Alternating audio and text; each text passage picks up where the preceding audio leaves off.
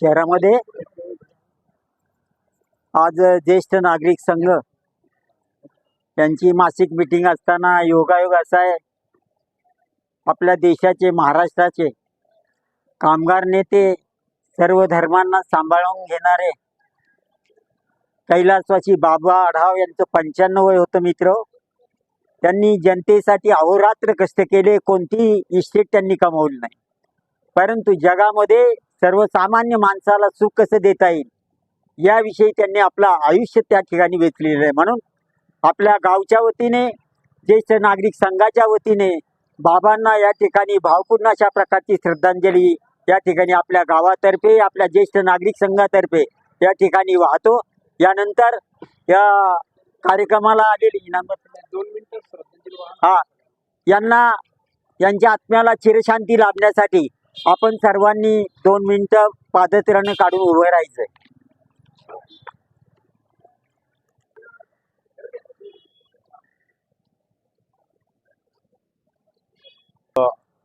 घोडेगावच्या ह्या परिसरामध्ये जो ज्येष्ठ नागरिक संघ अतिशय कार्यक्षमतेने चालतो आहे,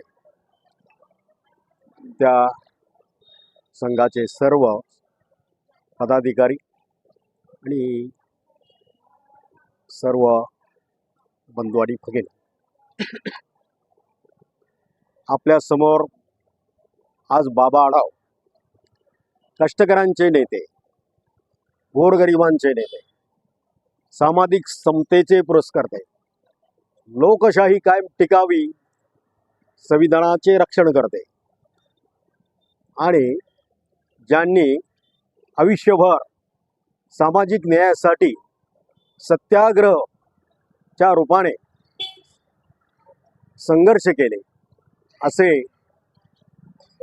डॉक्टर बाबासाहेब पांडुरंग आढाव यांची प्राणज्योत ही परवा 8:30 वाजता ही मालवली गेली आणि एक दगदगत अंगदी गुंड या महाराष्ट्राला लालभूत असणारं व्यक्तिमत्व, की ज्यांना महाराष्ट्र भूषण हा पुरस्कार देत असताना नम्रपणाने नाकारणारे, आज आपण पाहतो की पुरस्कार घेणाऱ्यांची संख्या फार मोठी असते, कुठं ना कुठं पुरस्कार वितरित केले जातात, परंतु महाराष्ट्र भूषण हा महाराष्ट्राचा एक अतिशय तेजस्वी पुरस्कार आहे आणि तो शासन त्यांना देत असतानाही गोरगरिबांचे प्रश्न, जर हा पुरस्कार मी स्वीकारला तर मला जे पुढचं काम करायचं आहे ते होऊ शकणार नाही आणि शासनाशी त्या संदर्भातला संघर्ष हा मला संपवावा लागेल, मी हा पुरस्कार घेणार नाही अशी त्या नम्रपणाने सांगणारे असं आज कोण नाही आहे. पहिला पुरस्कार आपल्याला माहिती आहे, अनेकांना दिले पु ल देशपांड्यांपासून. तेव्हा समतेची चळवळ जी आहे, गरिबी आहे, दुःख आहे, दारिद्र्य आहे, दैन्य आहे, उपस्मार आहे, समाजाच्या ज्या ज्या घटकांना त्याचा त्या ठिकाणी त्रास होतो अशांना न्याय देण्याचं काम या डॉक्टर आढाव साहेबांनी केलेलं आहे. या घोडेगावमध्ये ते अनेक वेळा आलेले आहे, आंबेगाव तालुक्यात आलेले आहे आणि आपल्या उत्तर पुणे जिल्ह्यात आलेले आहे. माळुंगे पडवळला बाबू गेनूंचं स्मारक आहे. एक कामगार कार्यकर्ता बाबू गेनू आता 12 डिसेंबरला त्यांचं ज्योत येत आहे आणि त्यांचाही त्या ठिकाणी बाबा आढाव त्या ठिकाणी येणार होते, परंतु तत्पूर्वीच त्यांना देवाचं वरचं बोलावणं आलं आणि ते गेले. बाबा कोणतंही धार्मिक याच्यावरती त्यांनी लावून घेतलेलं नाही.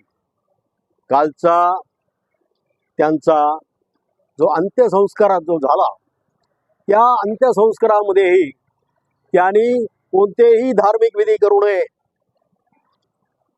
मनुष्य हा मर्त्य आहे, तो गेला जातो, परंतु जे काही धर्माची जी जोखंड आहे, त्या धर्माच्या याची जी काही लोकांना त्या धर्माच्या याच्यात गुंग केलं जात आहे आणि त्याच्यातून त्याची क्रय शक्ती ही कमी केली जाते, तेव्हा त्यांनी ते व्रत असं घेतलेलं आहे.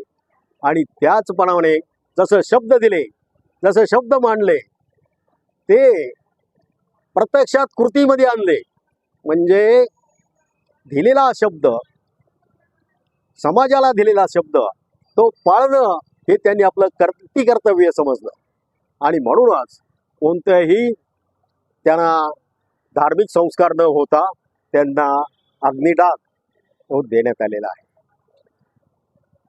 बाबारावांनी काय केलं नाही, समतेची चळवळ चालवत असताना गरीब आणि श्रीमंत यांच्यातली दरी कमी झाली पाहिजे, आयुष्यभर तो त्यांनी जप घेतला.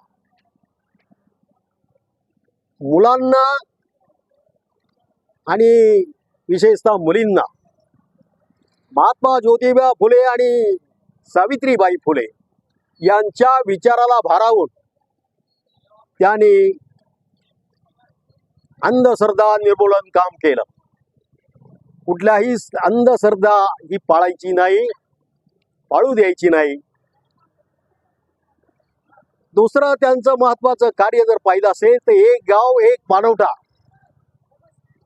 पूर्वीच्या काळी दलित समाजाला नदीवर पाणी भरता येत नव्हतं, विहिरींवर पाणी भरता येत नव्हतं, त्यांच्यासाठी वेगळे असायचं. हे आपल्या सर्वांना ज्ञात आहे. ते संपलं पाहिजे म्हणून त्याचा आग्रह धरणारा एक पाणवठाच पाहिजे आणि एक स्मशानभूमी पाहिजे. कोणीही त्या ठिकाणी वेगळं अस्तित्व असता कामा नये. भारत स्वतंत्र झाल्यानंतर जे कायदे आले, बाबासाहेब आंबेडकरांनी जे कायदे आणले, त्या कायद्याची योग्य अंमलबजावणी आदिवासी असेल, दलित असेल, मध्यमवर्गीय असेल, शेतकरी, काबाड कष्टकरी असेल, ते राबवले पाहिजेत. यासाठी आग्रह धरणारे आणि त्याप्रमाणे स्वतः कृती करणारे बाबाराव हे कोणी दलित नव्हते, एका मराठी जातीमध्ये जन्माला आलेले होते. त्यांचे वडील हे लवकर एक्सपायर्ड झाले, लवकर गेले आणि त्यामुळे संपूर्ण शिक्षण हे काम करून आईनी त्यांना वाढवलं आणि जग कसं असं हे त्यांना दाखवलं. बाबांनी ह्या सगळ्या ज्ञातीचा, सगळ्यांचा एक अभ्यास केला आणि मग ते राजकारणात येऊ पाहत होते. आपल्या सर्वांना माहीत असेल 1967 मध्ये ते या भागातून निवडणुकीला उभे होते, खासदारकीला. सर त्यांच्या विरुद्ध त्यावेळेला रके खाडीलकर सारखी माणसं होती आणि ते त्यावेळेला पराभूत झाले. दुसऱ्या वेळेला ते 71ला राहिले, त्यावेळेला त्यांच्या विरुद्ध अनंतराव पाटील आणि श्यामकांत मोरे माजी आमदार हे उभे होते. ते दोन नातेवाईक असतानाही त्यांनी लोकसभेची इलेक्शन लढवली, पण त्याही इलेक्शनमध्ये ते पराभूत झाले. 2 वेळा ते नगरपालिकेचे, महानगरपालिकेचे सभासद झाले पुण्यातनं. परंतु त्यांचं रमणं हे राजकारणात नाही. राजकारण बाह्य काय काम करायचं आहे आणि ते कॉन्क्रीट काम कसं आहे, रचनात्मक काम कसं आहे, हे याच्यामध्ये ते रमून गेले आणि एक पुस्तकं लिहिली. आपल्याला माहिती आहे की ज्या देवदासी आहेत त्या जशा मुरळ्या सोडल्या जातात, खंडोबाला जसं काही वाघे मंडळी मुरळ्या असतात, तसं देवदासी ही प्रथा कर्नाटकामधली आहे. ती प्रथा आणि मग त्या बायका ज्या आहे त्यांचं पुनर्वसन करण्यासाठी त्यांनी सुरुवात केली पुण्यातून आणि ती हळूहळू महाराष्ट्रभर ती पसरली गेली. अशाही पद्धतीचं काम त्यांनी केलं. शिक्षण हे प्रत्येकाला मिळालं पाहिजे. शिक्षण हा अधिकार आहे. शिक्षणाचा अधिकार घेतल्याशिवाय पुढे जाता येणार नाही आणि तो प्रत्येकाला मिळाला पाहिजे. ज्याला जे शिक्षण पाहिजे ते मिळवलं पाहिजे, याचाही त्यांनी आग्रह केलेला आहे.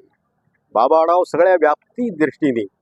दुसरी त्यांची महत्वाची बाब आपल्याला माहीत आहे की त्यांनी की या शेतकऱ्यांना काबाड कष्ट करणारा त्यांना योग्य बाजारभाव त्यांच्या मालाला मिळाला पाहिजे. ज्या वेळेला पुण्याच्या मार्केट यार्डमध्ये ज्या वेळेला संपूर्ण पुणे जिल्ह्यातून महाराष्ट्रातून माल येतो, तो माल कशा पद्धतीने विकला जातो आणि विकल्यानंतर तो मातीमोल पद्धतीने विकला जातो हे त्यांनी डोळ्यांनी पाहिलंय. आणि शेतकऱ्यांनी हा जो काही माल जो पिकं आहेत त्याची कशी काळजी घेतलेली आहे, कशा पद्धतीनं त्याचं 4 महिने त्याला वागवलेलं आहे त्या याला वस्तूंना, कांदे असतील, बटाटे असतील, लसूण असेल, अन्य काही शेतमाल असेल, त्याच्या विरुद्ध बाजारभाव मिळत नाही म्हणूनही त्यांनी त्या ठिकाणी संघर्ष केला. हमालांचा नेता, कष्टकऱ्यांचा नेता आणि त्याचबरोबर त्यांनी जे कोण असे लोक आहे, वंचित लोक आहे, ज्यांना ज्या गरजा, त्यांचा अधिकार हेही मिळत नाहीत, ते मिळवून देण्यासाठी एक काबाड कष्ट करणाऱ्यांचा हा एक महत्वाचा नेता आज आपल्यातून गेलेला आहे. कोणीतरी ते तोंड फोडावं लागतं, कोणीतरी ते पुढे येऊन करावं लागतं. आजची परिस्थिती कशी आहे आपल्याला माहिती आहे. सामाजिक पेक्षा राजकारणाला जास्त महत्त्व आले आहे. बाबांनी राजकारण सोडलं आणि सर्वांना सांगितलं, अरे सामाजिक काम करा, सामाजिक कामातून पुढे जाता येईल, सामाजिक कामातून रचनात्मक कामाला दिशा प्राप्त होईल आणि याच्यातून हा जो काही एकत्रितपणाचा आहे आणि म्हणून राष्ट्रीय एकात्मता समिती ही स्थापन केली. राष्ट्रीय एकात्मता समितीचे कार्यक्रम सगळीकडे चालू असतात. दुसरा, त्यांनी आपली जी काही राजघटना आहे, आपली जी राजघटना आहे, राजघटना आहे, त्या राजघटनेलाही खऱ्या अर्थी त्याच्यामध्ये जे लिहिलेलं जे आपले प्रिन्सिपल आहेत, जे त्याचे लेख आहेत, त्याच्यामध्येही महत्वाचं काम त्या ठिकाणी त्यांनी केले. असे बहुउद्देशीय ज्याचं विचारसरणी होती, एक विचारवंत हा माणूस आपल्यातून गेलेला आहे.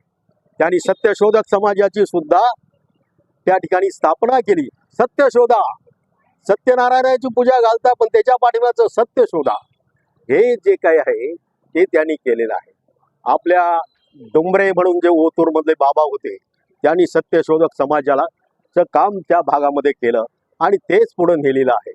आणि दुसरं म्हणजे ज्या ज्या ठिकाणी धरणं झाली त्या धरणामध्ये ज्यांच्या जमिनी गेल्या, एक धरणात जमिनी गेल्या आणि त्या जमिनीमधून गेल्यानंतर त्यांचं योग्य ते पुनर्वसन केलं पाहिजे, त्यांना परत जमिनी मिळाल्या पाहिजे. ज्या लाभ क्षेत्रामध्ये ज्यांना त्याचा उपयोग झालेला आहे त्या ठिकाणी सुद्धा त्यांचं पुनर्वसन त्या भागामध्ये झालं पाहिजे. याचा लढा शेवटपर्यंत ते लढलेले आहे. या ठिकाणी जे काही आपण श्रद्धांजलीचा कार्यक्रम त्यांना आखतो ते आपल्यातून गेले, परत येणार नाही. परंतु आपल्या मुलाबाळांना योग्य ते धडे घरातून दिले पाहिजेत अशी त्यांचं सांगणं असायचं आणि म्हणून ते आपल्यातून गेले, पुढे दिसणार नाही.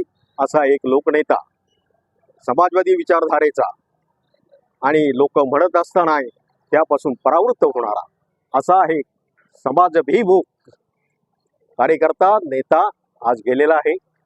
महाराष्ट्राच्या सरकारने कोणतंही त्यांच्याकडे मोठं पद नसताना, काल आपण पाहिलं असेल की त्यांना 5 तोफांची सलामी त्या ठिकाणी दिलेली आहे. का आदरणीय माणूस आपल्यातून गेलेला आहे.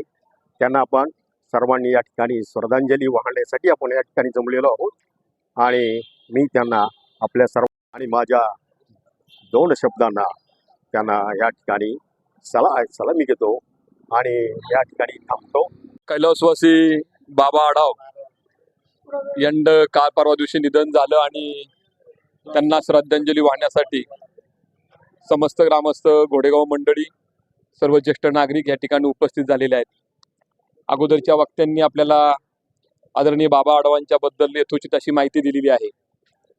हमाल पंचायत असेल, माथाडी कामगार असेल किंवा कचरा गोळा करणाऱ्या महिला असतील, भंगार गोळा करणारे काही पुरुष असतील, यांची संघटना बांधायचं काम त्यांनी मोठ्या प्रमाणामध्ये पुणे शहर आणि महाराष्ट्र राज्यामध्ये केलं आणि त्यातून खऱ्या अर्थाने कष्टकऱ्यांना, गोरगरिबांना न्याय देण्याचं काम केलं. एवढंच नव्हे तर त्यांच्या मुलांसाठी देखील पुण्यामध्ये विद्यालय उघडलं आणि ती मुलं देखील आज त्या ठिकाणी खऱ्या अर्थानं पोरकी झालेली आहेत. असो, मी आपल्या सर्वांच्या वतीनं बाबांना ह्या ठिकाणी भावपूर्ण श्रद्धांजली अर्पण करतो आणि या ठिकाणी थांबतो. हरिओम शांती. त्यानंतर ऋषितुल्य बाबाजी आढळ यांना श्रद्धांजली अर्पण करण्यासाठी उपस्थित असलेले आमचे मार्गदर्शक ज्येष्ठ कामगार नेते बाळासाहेब बानकेले, त्यांनी बाबांबद्दल अनेकशी उदाहरणं आपल्याला सांगितलेली आहे. बाबांनी त्यांच्या जीवनामध्ये जे जे काही केलं, जे जे काही घडवलं, तो एक आदर्श आज जनतेपुढे आहे, समाजसेवेपुढे आहे आणि सामान्य जनतेपर्यंत त्यांनी त्यांचा अनेक वर्षापासून जे काही काम केलं ते काम करण्याच्या दृष्टीने त्यांनी जवळजवळ 90 ते 91 वर्ष 95 वर्ष त्यांनी अवरच सेवा केलेली आहे. 12 डिसेंबरला त्यांची आठवण होते. बाबागुनी जयंतीच्या निमित्ताने ते नेहमी माळोंग्याला यायचे आणि कुठेही त्यांनी प्रत्येक वेळेला 12 डिसेंबर हा हुतात्मा बाबागुनीच्या जयंतीनिमित्त ते हजेरी लावून त्यांना आदरांजली वाहण्यासाठी ती कधी चुकले नाही. आणि असा एक समाजसेवक आपल्यातून निघून गेला. आपल्या सर्वांच्या वतीने, घोडेगाव ग्रामस्थांच्या वतीने ह्या महान आत्म्यात चिरशांती लाभून त्यांच्या आत्म्यास आपण ते जे त्यांच्या कार्यात जे काही कार्य त्यांनी केले ते कार्य राहत राहण्यासाठी आपण सर्वांनी प्रयत्न करू. पुन्हा एकदा आपल्या सर्वांच्या वतीने आदरांजली वाहतो. धन्यवाद.